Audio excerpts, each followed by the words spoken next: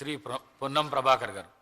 మీరు శాసనసభ అధిపతిగా అయిన సందర్భంగా శుభాకాంక్షలు తెలియజేస్తూ గతంలో విద్యార్థి సంఘ నాయకుడిగా పనిచేశారు.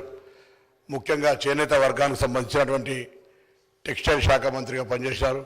ఇప్పుడు ఇంతకుముందు గౌరవ శాసనసభ్యులు చెప్తున్నట్టుగా ఆనాడు పార్లమెంట్ సభ్యుడిగా సిరిసిల్లకు ప్రాతినిధ్యం వహించినప్పుడు గౌరవ శాసనసభ్యులు కేటీఆర్ గారు, మీరు మనం అందరం కూడా ఆనాడు కావూరు సాంబశివరావు గారు కూడా తీసుకొచ్చి ఆ సమస్యల పట్ల మీకు అవగాహన ఉంది.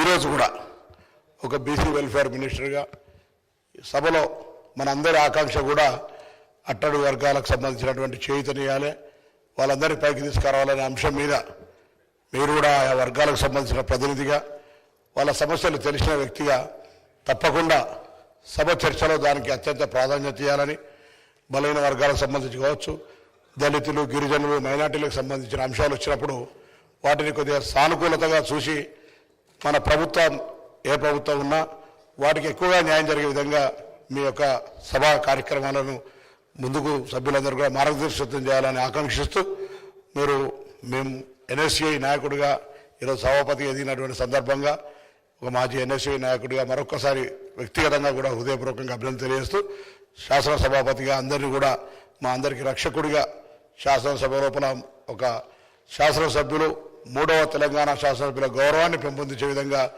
మీ యొక్క మార్గదర్శకత ఉంటుందని ఆశిస్తూ మరొకసారి శుభాకాంక్షలు తెలియజేస్తాం.